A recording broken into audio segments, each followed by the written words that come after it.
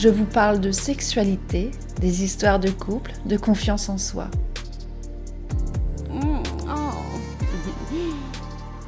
La Voix d'Annie, un podcast pour les femmes et les hommes pour se réconcilier avec votre sexualité, l'apprivoiser, se l'approprier. Bonjour les amoureux de la vie, je suis ravie de vous retrouver pour ce 29e épisode. Et aujourd'hui, j'ai une très jolie dame près de moi qui se prénomme Ava, qui va nous parler d'un sujet qui est souvent abordé au sein du cabinet, autant les couples que les personnes seules qui auraient envie de partager une sexualité différente, non conventionnelle. Aujourd'hui, on va vous parler des clubs libertins. Alors souvent, au cabinet, on me parle des clubs échangistes. Alors Ava, tu as pu appuyer sur la différence entre les clubs échangistes et libertins. Tout d'abord, bonjour Ava, merci beaucoup d'avoir répondu à cette invitation. Je pense que ce podcast sera très écouté. Beaucoup se posent beaucoup de questions à ce sujet. Alors Ava, est-ce qu'on peut dire ton âge ou pas ? Oui, pas de souci. Bonjour Annie et bonjour à tous. Tu as quel âge ? J'ai 27 ans. Ava, tu as 27 ans et tu pratiques donc les clubs libertins. Justement, quelle est la différence entre un club libertin et un club échangiste ? Alors, un club échangiste ne va pas vraiment exister. Ça va être un club libertin parce que dans le club libertin, il va y avoir plusieurs catégories. Donc, ça va être l'exhibitionnisme, le voyeurisme, le côte-à-côtisme, le mélangisme, l'échangisme, le candolisme, le triolisme, entre femmes ou pluralité masculine. Et il y a aussi le fétichisme, la domination et la soumission. Alors, merci pour cet apport d'informations. D'ailleurs, je vais avoir beaucoup d'idées de podcasts ou aussi de petites infos sur les réseaux Facebook, Instagram où vous pouvez me retrouver. Comment tu as découvert cet univers du libertinage ? Alors, j'ai découvert cet univers qui est le libertinage grâce à mon compagnon actuel qui est libertin depuis une bonne dizaine d'années, qui a donc expérimenté pas mal de choses et qui donc m'en a tout simplement parler avec grande ouverture. Est-ce que c'est facile au départ donc d'aborder ce sujet, de découvrir que ton partenaire amoureux pratique ce type d'établissement ? Est-ce que ça a été facile pour toi déjà ? Alors, je savais qu'il était libertin dans d'anciennes relations. Il ne me l'a pas imposé en me disant voilà, si on est ensemble on sera libertin. Il m'en a juste tout simplement parlé en me disant que voilà, c'était quelque chose qu'il aimait beaucoup, que les ambiances des clubs lui manquaient parce que lui n'allait pas du tout en club en tant qu'homme seul, car c'est possible, mais voilà, il faut avoir le caractère, je pense, pour aller seul en club. Après, ça a été surtout beaucoup de questions de ma part parce que je ne connaissais pas du tout le milieu et pour moi ça me faisait quand même relativement peur. Donc c'était la première fois avec ce partenaire actuel que tu franchis l'étape du libertinage ? Oui, tout à fait. C'était la première fois et je pensais ne jamais Ça ne faisait pas partie de ta manière de voir ta sexualité ? Non, du tout, pas du tout. Là, tu te révèles en tant que femme et tu me disais tout à l'heure qu'après l'arrêt de la pilule, il s'est passé quelque chose de révolutionnaire dans ton corps. Peux-tu nous expliquer ? Oui, alors j'ai pris la pilule comme beaucoup de jeunes filles très tôt, pour des soucis hormonaux ou d'acné, etc. Moi, j'ai commencé à la prendre parce que j'avais un copain et que je voulais faire les choses dans le bon ordre. Et n'ayant jamais fait ma première fois, je voulais me protéger pour être sûre en fait de ne pas avoir d'accident. Donc j'ai pris la pilule et voilà, j'ai commencé la pilule très tôt et je l'ai eue pendant 7 ans. Et ayant été avec la même personne pendant beaucoup d'années, enfin plusieurs années, très jeune et pendant plusieurs années, un jour je lui ai demandé si ça ne le dérangeait pas en fait que j'arrête la pilule parce que vraiment voilà, c'est pas la contraception la plus safe pour notre corps hein. Et donc j'ai arrêté la pilule. À partir de ce moment-là, j'ai découvert mon corps en tant que femme adulte, on va dire, avec des hormones, des envies.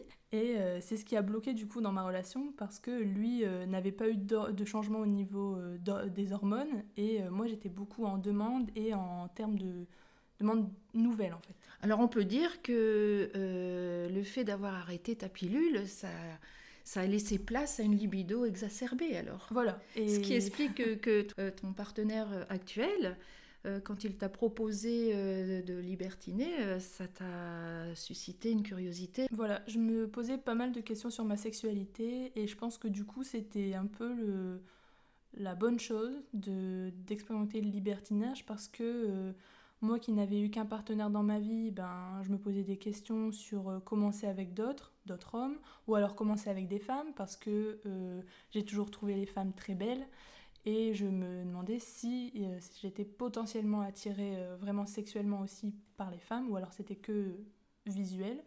Et effectivement, du coup, grâce à ça, autant j'ai fait des expériences avec d'autres hommes, mais autant j'ai aussi expérimenté avec les femmes et je remercie mon partenaire actuel car sans lui, je pense que je n'aurais jamais pu avoir cette expérience. Donc aujourd'hui, tu te découvres bisexuelle alors? Oui, complètement, bisexuelle et assumée. Et assumée. Oui. Bravo pour cette évolution.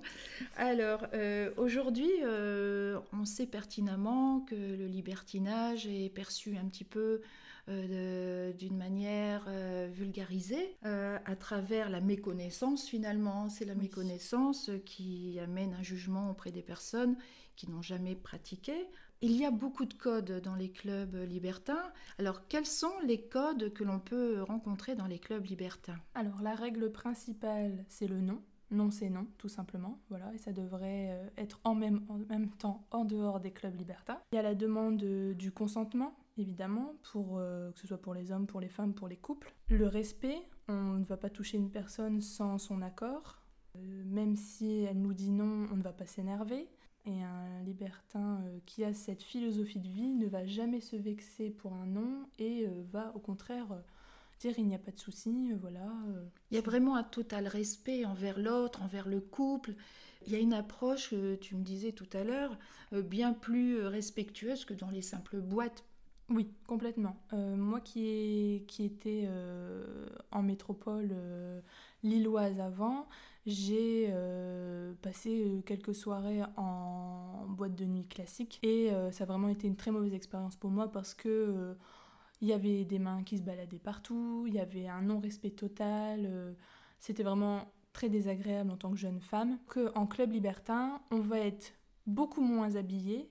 Il n'y aura pas de main aux fesses qui va se balader. Moi, en 4 ans de club libertin et de soirées particulières, je n'ai jamais eu une main aux fesses. Ou en tout cas, la seule fois où c'est arrivé, c'est une personne qui n'avait rien à faire là et qui a été virée directement de la boîte. Alors, est-ce que ta famille et tes amis sont au courant? Alors, ma famille, pas du tout. Parce que ce ne sont pas vraiment des personnes ouvertes sur le sujet, ou en tout cas... Si elles le sont, je ne suis pas au courant. Peut-être même qu'elles pratiquent sans oui, que tu le saches. Bah, je préfère pas savoir non plus, je ne saurais pas trop comment réagir. Et tes amis, comment réagissent-ils quand tu leur dis? Mes amis qui sont au courant sont vraiment un cercle très restreint. Ça va se compter sur les doigts de la main. C'est mes meilleurs amis, tout simplement, qui au début n'ont pas mal réagi. M'ont tout simplement demandé comment ça se passait et ils m'ont toujours dit... À partir du moment où tu es heureuse et que tu es en sécurité, tu fais ce que tu veux. Donc très tolérant. Voilà. Elles sont très tolérantes. Est-ce que tu as réussi à emmener certaines de tes amies avec toi? Oui. J'ai réussi à emmener une de mes amies il n'y a pas si longtemps que ça, qui avait un passage à vide dans sa vie. Et comment a-t-elle vécu cette expérience justement? Alors, elle était très ouverte à ce moment-là, mais après expérimentation de la soirée, elle s'est rendue compte que c'était vraiment pas fait pour elle et du coup elle ne retentera pas l'expérience, en tout cas pour l'instant. Oui, donc elle était prête sur l'instant, mais voilà. Après c'est peut-être pas son art de vie. Voilà, je pense pas que ce soit sa façon de voir les choses et voilà, mais elle reste quand même quelqu'un de très ouvert. Tu es avec ton compagnon, donc tu me disais vous êtes très complices, fusionnels. Aujourd'hui, ça vous a permis de vous rapprocher d'une manière bien plus légère, sans jalousie, sans possessivité. Qu'est-ce que ça a pu encore transformer, ne serait-ce que dans ta confiance en toi? Alors, le fait d'aller en club libertin, c'est que l'apparence, pour moi, est très importante. C'est que de moi-même, je vais être attirée par des belles personnes, par des personnes qui prennent soin d'elles, qui ont une bonne hygiène de vie, où ça se voit. Mon compagnon, c'est la même chose que moi. Et donc moi, pour ma part, c'est vrai que d'avoir un corps qui me plaît et qui va attirer le regard des autres. Ça va évidemment augmenter ma confiance en moi, réfléchir à des tenues qui vont me mettre en valeur, qui vont me démarquer, me différencier des autres. Voilà, donc forcément ça ne va faire que augmenter sa confiance en soi, et même en tant que femme, des fois c'est un peu compliqué d'être confiante. Mais Parce que tu vois des très belles femmes là-bas. Alors est-ce que parfois il t'arrive d'être un peu jalouse si ton partenaire va se rapprocher d'une autre femme? Alors non, au début oui, on va dire, oui. Au début oui, mais... Mais ceci dit, on ne te voit pas, mais tu es super jolie, donc il faut déjà une Merci. très jolie femme. Au début oui, j'avais cette peur de ne pas être à la hauteur vis-à-vis d'autres femmes qui s'assumaient en fait et qui avaient confiance en elles, et du coup ça se ressent. De toute façon, une femme qui va avoir confiance en elle, ça va se voir. Et ça va peut-être faire peur à certaines personnes, en fait, des femmes qui ont confiance en elles. Mais c'est surtout que c'est très attirant aussi.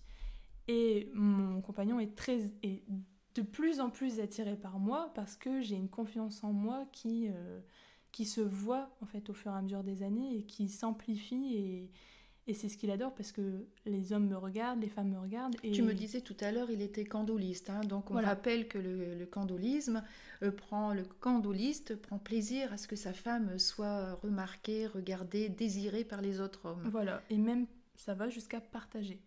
Et partager. Donc là, on peut dire qu'il a de la chance. Que je me laisse partager aussi. Oui, parce que du coup, il vit ce qui... C'est un fantasme pour lui. Voilà, c'est un fantasme, mais des fois, ce n'est plus qu'un fantasme, c'est l'expérience directe, et du coup, c'est que...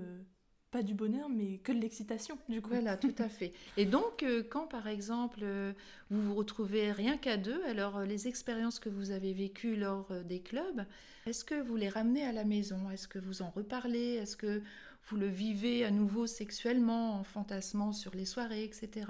Alors oui. En général, le lendemain et surlendemain, la libido est vraiment très haute. On reparle en fait de ce qui s'est passé pendant la soirée, même s'il n'y avait pas forcément de relations sexuelles avec d'autres personnes, c'était même des caresses, danser tout simplement ou embrasser. Et rien que ça, en fait, on se remémore des moments. Et l'excitation monte très vite. Donc ça, c'est vraiment stimulant dans le cadre de votre relation de pratiquer les clubs. Donc c'est faire preuve d'amour aussi, de pouvoir entrer dans ce cadre-là. Ah oui, complètement. Parce que parfois, j'entends des jugements tels que s'ils se partagent, c'est qu'ils s'aiment pas, c'est qu'ils n'en ont rien à faire de l'autre. Mais là, on sent qu'il faut une très grande complicité, un amour qui soit solide aussi. Hein. On ne peut pas non plus se lancer dans une telle aventure sans avoir construit des bases solides ensemble. Oui, complètement. Et d'ailleurs, si l'expérience du club libertin est quelque chose que vous voulez faire en couple, ou alors en tant qu'homme seul ou en tant que femme seule, n'hésitez pas, parce que vraiment c'est un endroit vraiment très respectueux. Avec ton expérience aujourd'hui, quels conseils tu pourrais leur apporter à ceux qui aimeraient se lancer dans le libertinage? Alors les conseils que je pourrais apporter et donner, c'est que avant toute expérience de club libertin, il faut en parler avec son partenaire calmement, sans se précipiter, en demandant les fantasmes de son partenaire ou de sa partenaire, en demandant les limites, en instaurant un cadre pour pas qu'il n'y ait de débordement et pour que la soirée se passe bien. Évidemment, club libertin ne veut pas dire que vous aurez forcément une expérience sexuelle avec d'autres personnes. Vous pouvez très bien y aller seulement pour danser et découvrir les lieux. Vous ne serez obligé de rien avec personne, vous pouvez aussi simplement discuter. Et si des personnes veulent aller plus loin, vous leur dites tout simplement « c'est notre première fois ici ». On préfère rester qu'à deux, et puis voilà, ils vont comprendre tout à fait et ça va très bien se passer. On va aussi parler de l'aspect sécurité. Alors en club libertin, on sur place des sanitaires, donc tout ce qui est toilette, etc. évidemment, hein, comme une boîte de nuit classique. Il y a aussi tout ce qui est douche, avec savon, serviettes, etc. où en fait vous pourrez vous laver régulièrement si vous avez des activités sexuelles ou non, si simplement en fait... vous avez trop dansé, vous avez un peu transpiré, vous voulez ressentir bon, voilà, tout simplement, vous pouvez prendre une douche. Des préservatifs sont mis à disposition, des serviettes sont mises à disposition aussi. Voilà, c'est bien encadré et l'hygiène est quand même primordiale parce que voilà, je pense que pour tout le monde, on aime avoir une bonne hygiène pour avoir des relations sexuelles et on aime que son ou sa partenaire ait une très bonne hygiène. Est-ce que tu aurais quelque chose à rajouter pour rassurer les couples qui aimeraient se lancer? Si vous n'osez pas, n'hésitez pas à en parler à un professionnel comme Annie par exemple, qui saura vous aider à poser les bonnes questions. Voilà, si vous ne savez pas par où commencer, en tout cas si vous êtes curieux de ces endroits, n'hésitez pas à essayer, parce que essayer n'est pas dit que vous allez devoir y juste passer votre se vie. rendre sur les lieux et Voilà. découvrir, on n'est pas obligé de pratiquer, on le rappelle. Hein. Voilà, pas du tout, c'est pas un endroit où vous rentrez en disant oui je vais pratiquer, pas du tout.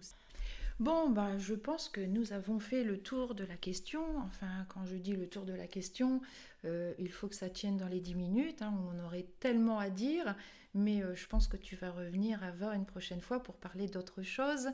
Voilà, je pense que les auditeurs attendaient avec impatience ce type de sujet. En tous les cas, c'est un sujet qui revient très fréquemment avec les couples que j'accompagne, ou même les personnes qui souhaitent découvrir même en solo aussi.